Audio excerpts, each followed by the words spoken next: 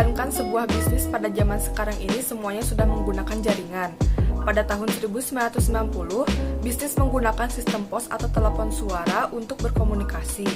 Namun, sekarang ini bisnis bisa dijalankan dengan cepat menggunakan komputer, email, internet, telepon seluler, dan komputer yang terhubung ke jaringan nirkabel. Perlu kita ketahui, perusahaan di masa lalu itu menggunakan dua jenis jaringan yang berbeda secara mendasar, yaitu ada jaringan telepon dan juga jaringan komputer. Jaringan telepon dibangun sepanjang abad ke-20 menggunakan transmisi suara, sedangkan jaringan komputer dibangun untuk mengirimkan data antar komputer di lokasi yang berbeda. Jaringan komputer telah diperluas mencakup jaringan telepon, internet, dan layanan video terbatas sehingga lebih cepat, portable, dan juga lebih murah. Dalam bentuknya yang paling sederhana, jaringan itu terdiri dari dua atau lebih banyak komputer yang terhubung. Gambar ini mengilustrasikan komponen-komponen yang digunakan dalam jaringan. Setiap komputer di jaringan itu berisi perangkat antarmuka jaringan atau network interface card. Media koneksi untuk menghubungkan komponen jaringan itu dapat berupa kabel telepon, Wi-Fi, dan lain-lain. Network Operation System atau NOS mengarahkan dan mengelola komunikasi pada jaringan. Hubungan atau switch bertindak sebagai titik koneksi antar komputer. Tentu saja kalian membutuhkan router. Router ini merupakan prosesor komunikasi yang digunakan untuk merutekan paket data melalui jaringan yang berbeda.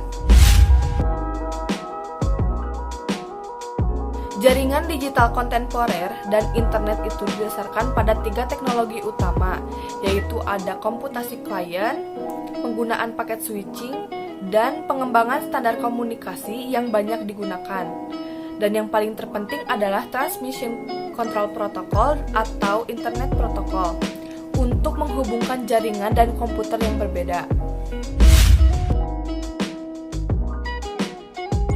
Ada dua cara untuk mengkomunikasikan pesan dalam sebuah jaringan. Di antaranya ada sinyal digital dan juga sinyal analog. Sinyal analog merupakan bentuk gelombang kontinu yang melewati media komunikasi dan telah digunakan untuk komunikasi. Suara seperti speaker, earphone yang memiliki bentuk gelombang yang bisa terdengar oleh kita.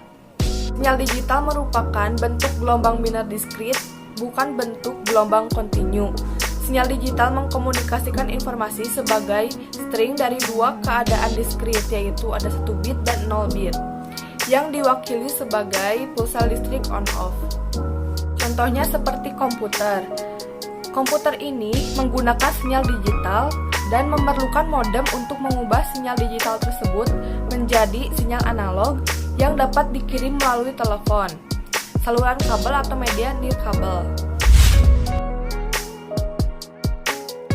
Internet telah menjadi sistem komunikasi publik yang paling luas di dunia sekarang ini, sehingga telah menyaingi sistem telepon global dalam cakupan dan jangkauan. Bagian besar rumah dan juga usaha kecil telah terhubung ke internet dengan berlangganan ke penyedia layanan internet. Penyedia layanan internet merupakan organisasi komersial yang memiliki koneksi permanen ke internet yang menjual koneksi sementara ke pelanggan retail. Teknologi digital subscriber line atau DSL beroperasi melalui saluran telepon yang ada untuk membawa suara, data, video pada tingkat transmisi mulai dari 385 KB per second hingga 9 MB per second.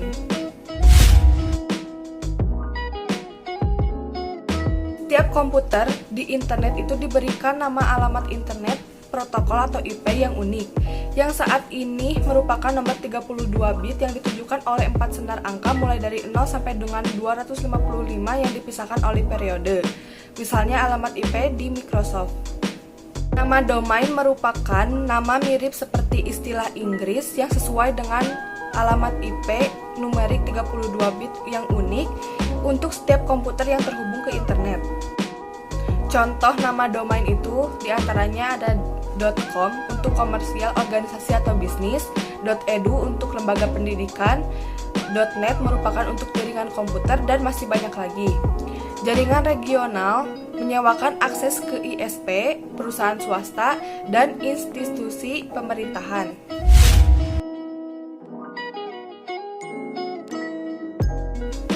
Layanan internet dan alat komunikasi itu terbagi menjadi dua. Yang pertama ada internet didasarkan pada teknologi klien atau server, seperti perangkat lunak browser web. Data termasuk pesan email dan halaman web disimpan di server. Klien menggunakan internet untuk meminta informasi dari server web tertentu di komputer yang jauh, dan server mengirimkan informasi yang diminta kembali ke klien melalui internet. Layanan ini meliputi email, grup diskusi elektronik, chatting, dan pesan instan. Bisa juga untuk file transfer protokol atau FTP dan juga web. Contohnya seperti email. Email memungkinkan pesan dipertukarkan dari komputer ke komputer. Yang kedua ada chatting, memungkinkan dua atau lebih orang terhubung secara bersamaan ke internet untuk mengadakan percakapan langsung dan interaktif. Dan yang ketiga ada pesan instan, merupakan jenis layanan obrolan yang memungkinkan peserta membuat saluran obrolan pribadi mereka sendiri. Yang kedua ada jaringan pribadi virtual atau VPN. Adalah jaringan pribadi yang aman dan terenkripsi yang telah dikonfigurasi dalam jaringan publik untuk memanfaatkan skala ekonomi dan fasilitas pengelolaan jaringan besar seperti internet. Web adalah layanan internet yang paling populer. Ini adalah sistem dengan standar yang diterima secara universal untuk menyimpan, mengambil, memformat, dan menampilkan informasi menggunakan arsitektur klien atau server. Halaman web didasarkan pada Hypertext Markup Language atau HTML standar yang memformat dokumen dan menggabungkan tautan dinamis ke dokumen dan gambar lain yang tersimpan dalam komputer yang sama atau jauh. Sedangkan Hypertext Transfer Protocol atau HTTP merupakan standar komunikasi yang digunakan untuk mentransfer halaman di web. Dan alamatnya itu disebut dengan Uniform Resource Locator atau URL. Saat diketik ke browser, URL memberitahukan perangkat lunak browser ke tempat untuk mencari informasinya.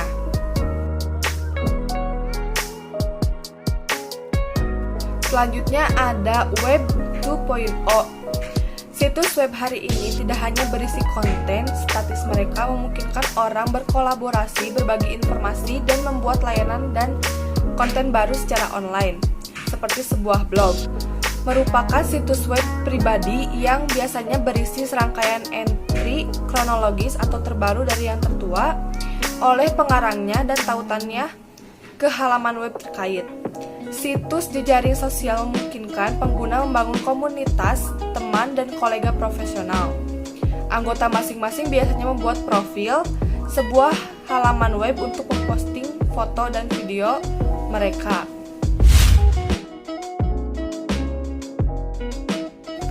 Web 3.0 adalah janji akan masa depan di mana semua informasi digital ini, semua kontak ini, dapat ditenun menjadi satu pengalaman yang berarti. Sebagian besar konten web saat ini dirancang bagi manusia untuk dibaca komputer untuk ditampilkan, bukan untuk program komputer bisa dianalisis dan dimanipulasi. Nah, komunikasi nirkabel membantu bisnis lebih mudah, berhubungan dengan pelanggan, pemasok, dan karyawan, dan memberikan peraturan yang lebih fleksibel untuk mengatur pekerjaan. Jika kita memerlukan komunikasi mobile dan daya komputasi atau akses jarak jauh ke sistem perusahaan, kita dapat bekerja dengan berbagai perangkat nirkabel, termasuk ponsel, smartphone, dan komputer pribadi yang didukung dengan nirkabel.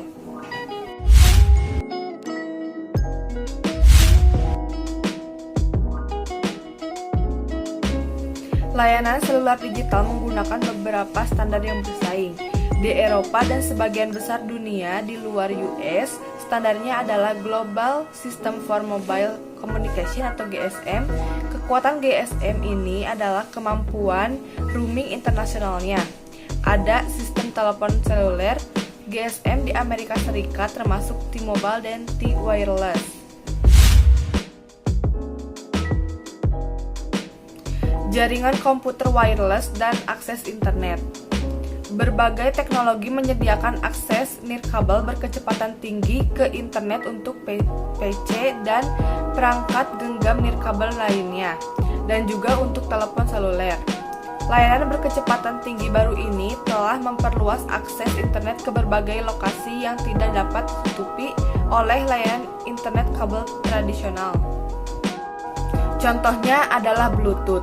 Bluetooth merupakan nama populer untuk standar jaringan nirkabel yang berguna untuk menciptakan jaringan di area pribadi kecil. Yang kedua ada hotspot, biasanya terdiri dari satu atau lebih jalur akses yang menyediakan akses internet nirkabel di tempat umum. Dan yang ketiga ada WiMAX. WiMAX ini merupakan jangkauan akses nirkabel hingga 31 mil dan kecepatan transmisi hingga 75 MB per second.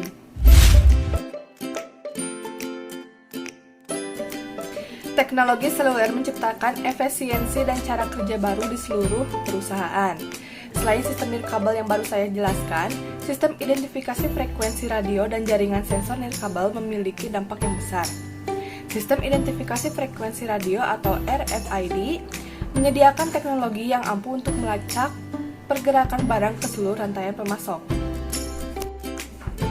Jaringan sensor nirkabel adalah jaringan perangkat nirkabel yang saling terhubung yang disematkan ke lingkungan fisik untuk memberikan banyak poin di atas ruang-ruang besar. Perangkat ini memiliki proses sensor, penyimpanan, dan frekuensi radio juga antena. Mereka terhubung ke jaringan yang saling terkait yang mengarahkan data yang mereka dapatkan ke komputer untuk dianalisis.